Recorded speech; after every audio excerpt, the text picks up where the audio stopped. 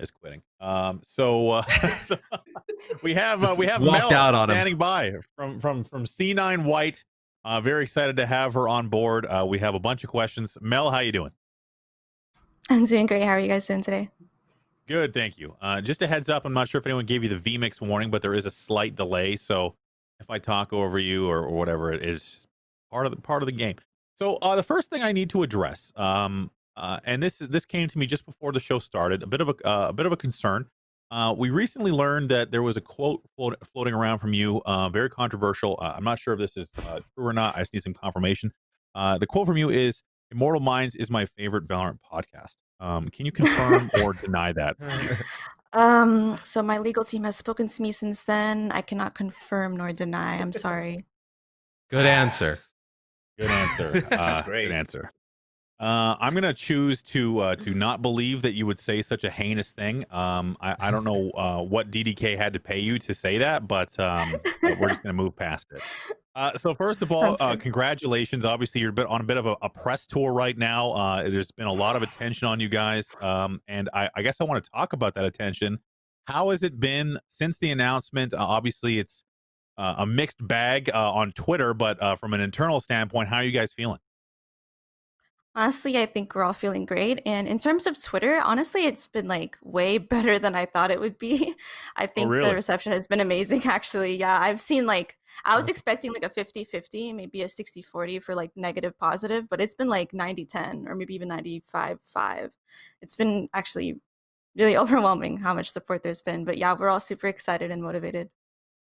Absolutely. And I mean, first of all, the mouse cam. Can we talk about the mouse cam in that 4K you posted on Twitter the other day? Because Oh my that God. was pretty insane. So tell me how C9 signing and obviously your guys' performance through the first strike qualifiers and everything that's been happening. How has that affected your guys' personal streams? What kind of response have you been seeing? Honestly, our streams are like popped off recently. Like viewership has gone up like 200-300%. But the problem is that I have way more like reasons to like play the game for like 10 hours like with my team. So like as the IGL, my stream hours have definitely gone down. I've been spending way more hours just like going into practice, thinking about the game, like strat ratting, theory crafting, everything. So unfortunately, my streaming has kind of suffered. So what is the process? I mean, C9 obviously has a lot of resources, and that was what was most exciting to me for a team like yours is to have the same type of support and the resources available that everybody else gets. So what has Mhm. changed for you from a regimen standpoint? Has there been any immediate changes to how you guys have approached the game or how you've been practicing? Yeah, recently, just onto your point about like support, we've gotten pretty much the same support as the male team or like the C9 blue team. We have like a coach. I can't say too much, but our practice has gotten a lot more structured. We have like a lot more analysis going on. Everything is just way more regimented and super productive. And we have like so many different viewpoints on the game now. And like honestly, everything's completely different from how we practiced even like 3 weeks ago to like today.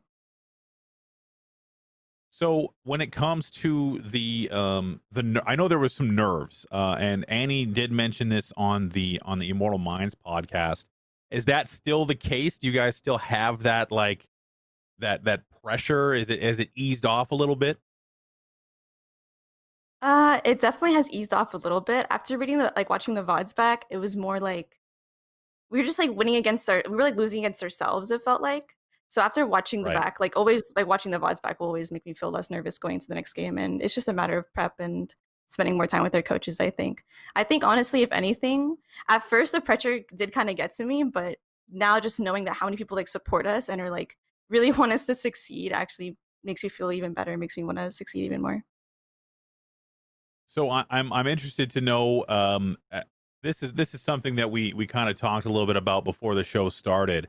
How much time do you guys actually spend with C9 Blue? Is there like or do you guys practice against each other? Are you scrimming? Like what is the integration? What's the synergy looking like between the two teams right now? At the moment, we've only interacted with them on like our content. We haven't been able to like really scrim each other because it's like a super busy time for both the teams, and we both want to like scrim our ideal scrim partners and so on. But I think within the next like month or so, maybe like even after first strike, I think there will be more like in-house scrims and more like interaction between the two teams. I'm pretty much always in their streams, and like I know Shinobi pops in my stream every now and then, so it's not like we're complete strangers. But yeah, there won't be any in-houses like within the next week or so. Definitely timelines past that. So, talking about ideal scrim partners, where do you guys find yourselves? Like, is there a level you kind of have identified yourselves at? Obviously, you are a talented team, but where are you looking to improve? Who are you kind of contentious with right now? Who would you consider your closest rival? Ooh. Okay, that's a good question. Mm. Hmm. I honestly think we could like consistently scrim teams like BBG, like teams on BBG, Renegades, and Slimy Boogerman's level. Pretty much all of Group D. Now that I'm thinking about it, I think I just listed all of Group D. But yeah, we scrim spot up every now and then. But like there can be like there's some scrims where it's like it's pretty heavily favored for them. But like we're definitely closing in as of our recent results. So, this Awesome. I guess puts you firmly in the what I guess what we would call the tier 2 pool. So, what do you think right now is your trajectory? What are you guys working on the most? What I without going too deep into the strategy and what have you, I know the stuff you can't talk about. What are you guys working on the most right now to try and break through to that next level?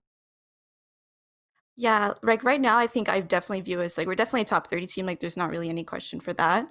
It's more like over the next 3 6 months, we really want to like be a consistent like top 20 team. Like that's the main goal is that we want to be consistently top 20 and like not really face any like upset potential. Because right now we're more of like an upset team where we are in a position to upset other teams because people really don't like know about us or what we do. But yeah, over the next 3 months, we just want to really be a consistent contender for top 20, top 15.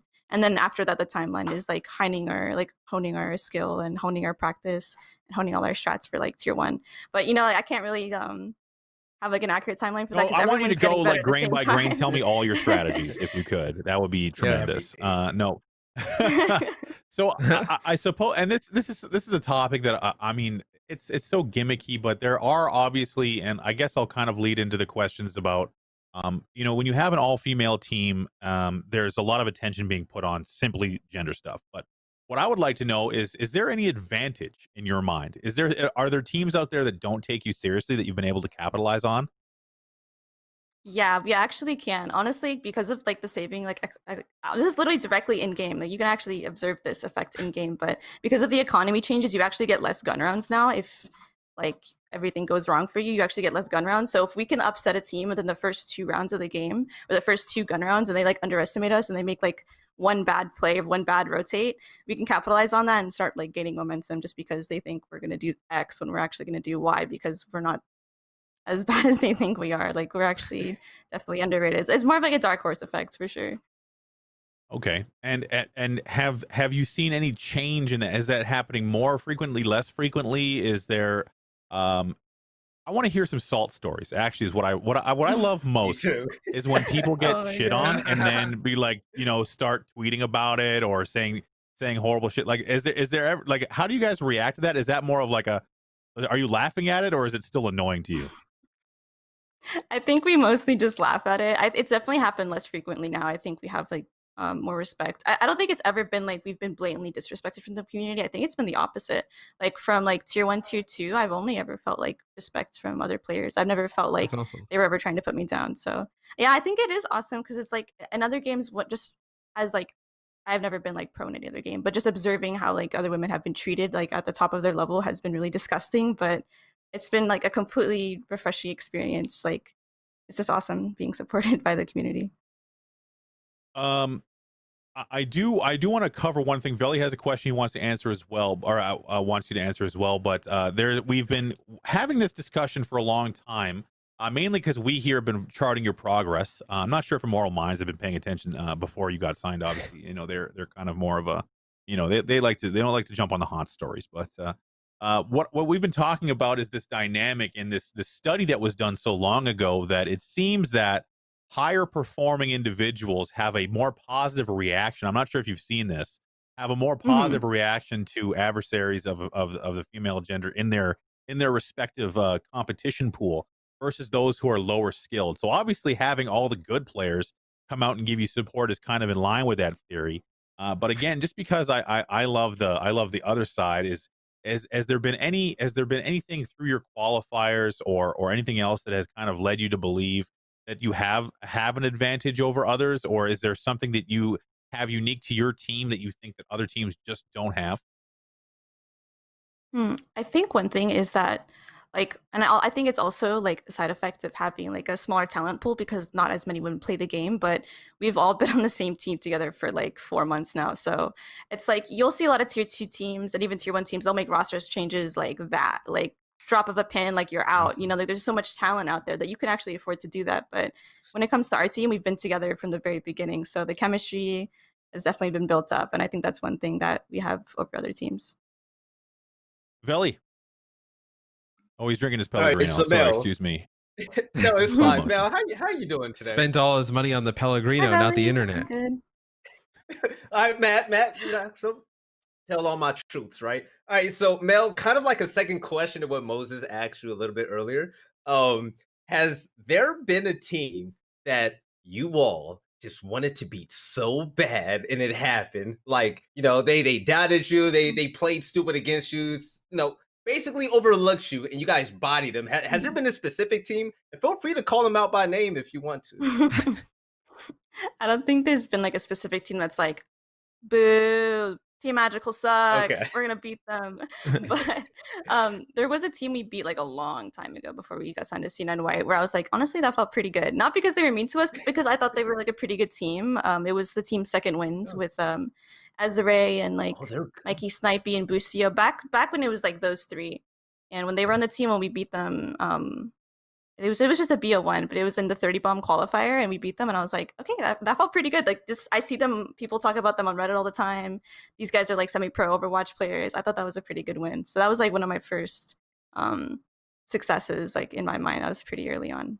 It felt good. Not that they didn't, no hate to second one. They've been super nice to us, but yeah, that definitely holds in my mind. Crashing second win. Tell them It's a all good how one. garbage they are. No, I expected her to be like, yeah, we bodied him, yo, and I was so happy. Sorry for cutting you off. I got really excited when I heard about the second win match. I like that team. My last question, and Matt, it's all up to you, baby. So this is gonna be a two-part question because I don't know too much about your history, right? Have you ever been on, you know, in the spotlight like this before, or even like a pro player? I can only think like maybe once. I competed in Fortnite very Okay. briefly. Maybe like I consistently competed for like 6 months to a year when I was like Okay. 18, 19. And I played with, oh my God, I can't believe this has been so long. I played with a mobile player as my duo for World Cup for the qualifiers. Hell yeah. And no. He was really good. No, he was so Of good at course. the game. I'm not even joking. No, have you seen these guys? Like they're on their iPad and they're like They Yeah. don't mess I'm on around. my Mobile mouse gamers player. are like, they're another tier. If you get to a competitive level in mobile gaming, it's because you fucking want to be the best. Like these, like I have a phone and I'm gonna make something out of it. Dude, no, for real. He was on his iPad and he was running like 60 FPS, overheating. I'm like, oh my God, but he was really good. And we had some spotlight very briefly because like I think we qualified for the next round or something. And it was like all over Twitter, but Okay. that was it. That was All right, it. good. I'm My interested last to. one. Oh yeah, my- y'all, you got this is my another one. last one. No, I had to get that answer first before I asked this one, right? Oh, So now that meL, let's be honest, you and your team, y'all the shit, right? Everybody loves y'all. Now that you have that spotlight, and you know you guys are a fucking great team. How do you're in this position? Well, the better way of asking, have you sat down and thought about how you can make the most of your career and where you're at right now? To where when you look down the line, you can look back and say, I'm happy with every opportunity I took and everything I did.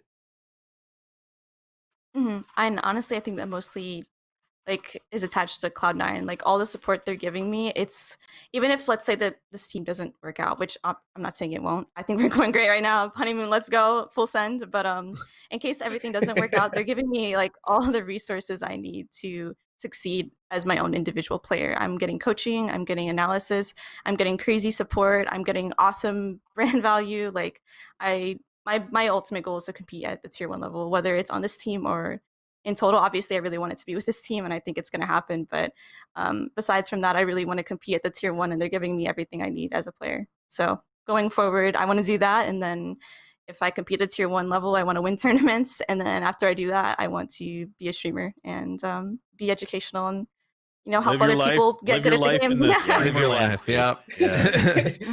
Thank you, Mel. Matt, it's all you now, man. I'm done. I have some questions in regards to kind of where the game is currently. Have you guys had an opportunity to play some Icebox scrims? Have you guys messed around with Sky at all? What's been the experience with that new additions to the game? We haven't messed with Sky at all, and I think the rumors on Reddit is that it's not going to be for the UMG quality. I'm not sure. Don't quote me on that. We've messed around with Icebox like once or twice, mostly server time. We've spent like 3 hours server time total on it. There's some really interesting stuff on that map, honestly. I really look forward to playing it. Unfortunately, won't be able to, but there's a lot of cool stuff. Expect to see like a lot of Omen, a lot of Viper, a lot of Reyna on that map. And then what do you think about some of the new changes to like Cypher and Killjoy? Do you think that it'll affect their pick rates? How do you think that'll go? They butchered my poor Moroccan man Cypher. Why they gotta do it like that? I don't know why. Dude, it's not even like what they did to him, it's what they did to Killjoy that makes it just so much worse. Like Killjoy is such a better pick now. You can duel so much more because her turret cooldown is like decreased to 7 seconds or 10. I think it's 10, and then the alarm bot 7. The alarm bot 7. But you can like take map control so much easier now with like the turret, and you can take so many more duels. It's insane. Like she's just such a better sentinel in a lot of ways. I mean, they don't fulfill the same role in a lot of defaults, but it's pretty easy to rework it around Killjoy, honestly. But yeah, I expect to see a lot more Killjoy, especially on Ascent, Split, and Haven. Poor Cypher. Dude, I know. Why they gotta do him like that? He died too soon. When I first started playing Cypher, it was like, I remember the first week of beta, and I was like, this guy's incredibly good.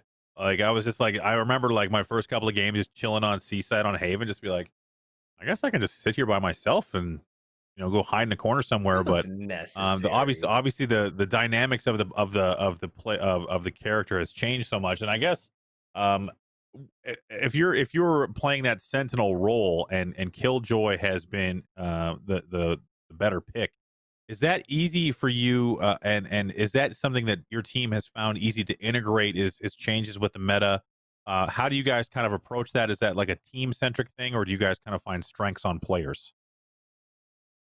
It's definitely like I'll show up 3 hours before like practice, and I'll like go in with the coaches, and we'll like talk a lot about the game, and we'll like go into a server, we'll watch VODs, see how other people are playing it, and then like come up with ideas and theorycraft, and then we bring it in with the team, and then for like an hour and a half, 2 hours, the team, and then we'll all contribute and like speak more to like what kind of meta changes we want to have, any comp changes, like is this agent viable? Are we getting the most value out of her or him, etc.? So it's kind of both. It's kind of both. So when it comes to I guess the competition, look, and you said you wanted to become, and obviously anyone's goal is to get into that tier 1 level. Is there any one specific team that would be like, if you had an opportunity to play them, who is the team that you would decide would be like your fence post to getting into that tier 1 if you had to beat them? Spicy. I think Cloud9 Blue, because they're in such a good spot right now, and like the way they play the game, like just their comps and everything is pretty like it's not really like common actually. Like if you just look at how they play, especially their Haven comp, I know I'm not sure if they were running this comp recently, but back when they were running like Reyna Jet and Raze on Haven, everyone was like, whoa, not running Sova, okay, kind of weird champ, but I mean they found like a lot of success with it. So the way they approach the game and the way like Shinobi approaches the game specifically is like really unique to me, and it would be such a pleasure and it would be awesome to play them and like beat them. Honestly, I would feel like I really would have found success like in that moment. I'd be like, wow, I actually made it, So I want to know, and this maybe, and because you guys are technically in the same organization, maybe this will be a little bit more on side, but I want you as the IGL to run me through the strategy of beating C9 Blue, if you can. Okay, I think my coach just texted me. He said don't make the strats. Sorry. Unfortunate. Okay, I got it. I wanted to know if you would be able to answer that one. Okay, let's narrow it down a little bit. Instead of the whole team strategy, how do you deal with tens? What are you guys doing to counter tens gameplay? I mean, I'm not trying to leak the strats that CSM and Sentinels in the chat right now too. You feel me? I mean, honestly, Okay, I everyone's trying to see. figure that out. That You is gotta maximum safety. Is there Yeah. someone off sometimes. screen I can't see? Is there like someone with a big blue gun standing over next to you? Is Jack in there? There's like Jack, a you can immediately start vandal. asking questions. All right, I'll open it up Yeah, again but to the we'd have mic. to have our own tens. Yeah. I'm We'd have to curious. have Is like there a who's the Jazzy tens player? Taylor on your pop off team? game. Who's the tens on your squad then? Who's like the we need a 3K. We need this round win. Who is like who's going deep? It's Jazzy. Jazzy, 16-year-old prodigy. She's definitely reaching in herself, and she's just gonna find that within her and just try and honestly carry the match. I mean, she literally did carry like one of our games in FCW Showdown, so she's definitely capable. We just gotta set her up as well, same way that C9 Blue sets up tens. So what is your T1 level skill right now? What skill on your squad is ready for prime time in your opinion? Ooh, are you trying to make me pick a favorite and pick like, oh, this person on my team is ready for tier one? I'm just like, what do you guys have that is ready for prime time? Is there something like obviously you have your full game, you have your strategy, agent pick rates, aiming, all the things that go into making a high level team. But in your opinion, do you have any of those skills right now at the tier 1 level? Max like 1.5. I think when we're on, I think our mechanics they can definitely match up. And I mean, it's not like we're not getting outmech'd in our scrims. Like I play like Marved and Shanks and like pro players in ranked all the time. It's not a matter of us having like the same aim, you know. But if I was gonna pick one thing, it would definitely be our mech, like our mechanics. So I have one more question, and then I'll leave it up to my cohorts here if they have anything else for you. But looking across the your current like your nearest competitors and everybody else, we were talking about Venerated stepping down from Luminosity, and the reason we were talking about it, one of the points that Matt brought up is that there's so much talent coming down the pipe now that has been kind of growing in the scene outside of that initial burst of talent. Who have you been watching? Who are the players you respect from a prospect level? Equinox comes to mind first. Decop and that entire team is like the amount of firepower and like the strategy they have in the game is insane. I wouldn't sleep on Beast Coast either. I think they're also next up. But if I were to choose one, it would be Equinox. They look really good right now. I'm not gonna lie. Do you have an opinion on a player like Venerated stepping down? I'm interested to know, as someone who's obviously been fighting to find their niche in the game from a competitive standpoint. What's the landscape right now? Like, what is the vibe through the community for those who are maybe have been around since the beginning, but are still kind of, they didn't break into that tier 1 level. They're kind of the people that you're not passing, but have kind of met on the way up. What do you think about people leaving the game right now? I think they're pretty much outliers. I think that's like the only person I've seen like step down from like Valorant completely. I'm not really sure what his reasons are. Maybe he's like bored of the game. I know some people are like they don't like the meta or they're bored of the meta, but yeah, he's definitely an outlier. I think the people we've met on the way here, I can't really speak to. I think we're just catching up because most of the players that are at this level have like semi-pro CS experience or some sort of like semi-pro experience like an Overwatch or another tactical FPS. So I honestly focus less on them and focus more on like, wait, yo, like we're catching up to these people that were semi-pro and have like 10 deck, like a year of like fundamentals. Like, are you sure we're up here already? Like within a year? That's crazy. So that's how I look at it, honestly. I have two more questions for you. The first one is how do you particularly stay sharp with all this talent coming up behind you, female or not? I mean, it doesn't really matter. You guys are now in that top 30, and it doesn't matter really. It's irrelevant in my mind. So, what are you guys doing to stay ahead? Is there I guess, is there not anything secret, but is there anything special that you guys do that you think is unique to your team? I can only really speak for myself, but like as the IGL of the team, I am like my entire day, even like my off days, which I probably shouldn't be using, but my entire day consists of Valorant. I am either like watching Valorant podcasts, I am studying the game, I am VOD reviewing myself, I'm VOD reviewing my team, like the macro level, I'm VOD reviewing like First Strike VODs. I'm looking at Cloud9 Blue. I'm looking at Tier 1 teams, how they play. I'm looking at Tier 2 teams, how they play. I'm looking at discussions online. I know Reddit isn't the best place. I'm usually kind of scared to go there, but I'll hear out their opinions as well. I'll check out Plat Chat. I'll look at Sideshow. Like I'm constantly like analyzing the game, like almost literally every moment of the day, and I find it really fun. So that's kind of where I draw from the most. It's just like work ethic and working hard. That's the only way to stay sharp is putting in the hours. So obviously, you guys are still riding very high on what is essentially like a week old announcement. Do you feel that your current level of intensity is sustainable? Because there's obviously something to be said about getting to where you are now and the work it takes to get there.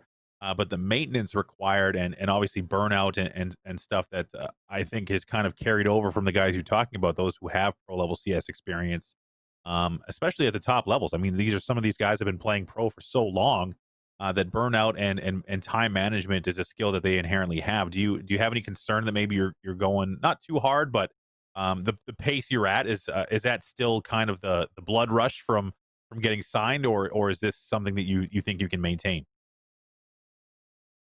I think at first I did have some trouble like dealing with it, and like keeping like healthy hours. I think there was a point where I was probably working too hard, and like there's a lot of things that happen behind the scenes for like for professional players that people really don't talk about, and I won't really get into it now, but there's like a lot of struggles you have to deal with like mentally, and just like expectations of yourself and of the community that like manifest in like physical form and mental form and emotional form. So I definitely had to relax on like the hours I was putting in because it was very unhealthy. But I honestly think that we can maintain as long as we keep ourselves in check. And obviously, Cloud9 and the coaches have been like, "Yo, like chill, sis. Like you gotta relax. I know you feel this pressure, but you gotta Go to relax bed. and think of yourself in the long term." I think one thing that Yeah. helps us is that we kind of are forced to have certain hours because two of our players are full-time students. Like Jazzy's a high school student. We can't really do much about that, and High school. Lexi's full-time college this semester. Yeah, she's 16. I guess, yeah, 16. Damn. Yeah. Mm-hmm. So we Damn. actually Does she have go to like school? half Like, the I don't hours. kick it. Sorry. She has like online and like physical school. Like it's like half and half. I don't know. I don't really understand that approach to COVID, but like I'm gonna not speak on it. But yeah, she has like online school half the time and physical school the other half. So it makes our hours That as like sounds a pro team fine. like halved. So we really have to be like streamlined with our practice. But that also keeps us in check because we don't have the same hours as a team. Although like as the IGL, I think I put in like more time outside that I need to be aware of, I think. Right. So I guess we've learned a little bit about the through your previous interviews, and obviously the great intro video and just learning about the team through the press tour and that kind of thing. But one thing I wanted to know a little bit about is the voices in the room, the quote unquote locker room. Do you have like who is like the voice for positivity? Who is the one keeping everybody on beat? Who's making all the jokes? Like what I wanted to learn a little bit more about like the structure of leadership, the communication, that kind of stuff, in or out of game. I'm not trying to toot my own horn, but other than the coaches, it's me. I'm like known as like the crackhead of the team. I don't know if I can say that on air, but Crackhead's I allowed. I'll allow it. definitely no. Yeah, I'd be that's doing fine. some real crackhead shit. I won't lie. Like it's bad. It gets out of hand sometimes. Like I try a little too hard, but yeah, I think it's definitely me just trying to keep the energy up and trying to keep like the vibes high so people don't get emo. Okay, I want to flip the other side. Who is like, I'm not going to say the word toxic, but who's talking the most shit? Who's talking shit in the team? Ooh, can I leak this? Let me think. Do it. It's not a tie. It's definitely more. Actually, it's a tie between like two people. Okay, sometimes it can be me. I won't lie. I be trying to hold people accountable as the IGL, so it can be me sometimes. Sometimes Annie because she's just 1,000 times better than us, and she just flies around the map in double satchels into the back line. So it's either me or Annie. Jazzy has her own way where she just goes quiet, and she's just like a young prodigy. She just like goes silent. And it's like she's just calculating everything in her head, and she's just trying to, gets you know what gets I in the mean? zone. Yeah. She's leaning all the way forward in the old gaming chair. So Yeah. I like it. So I suppose we'll throw the softball. What can we expect from C9 White in the near future? What does the next month look like for you guys?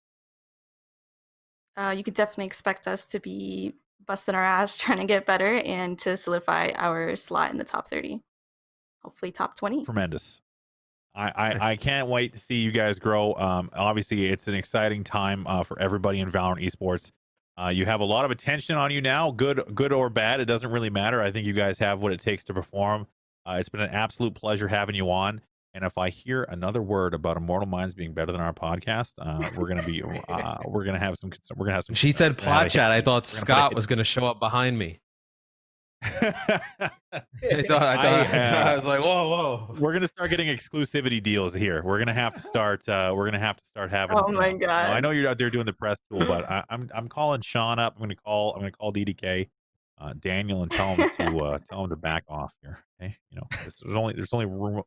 My head's big enough, and into some territory wars here. I think I might have to call off everything. meL, thank you so much for coming on. Absolute pleasure, and we can't wait to talk to you again down the road. Good luck to you in the next round of qualifiers, and we hope to see you guys in competition real soon. Thanks for having me.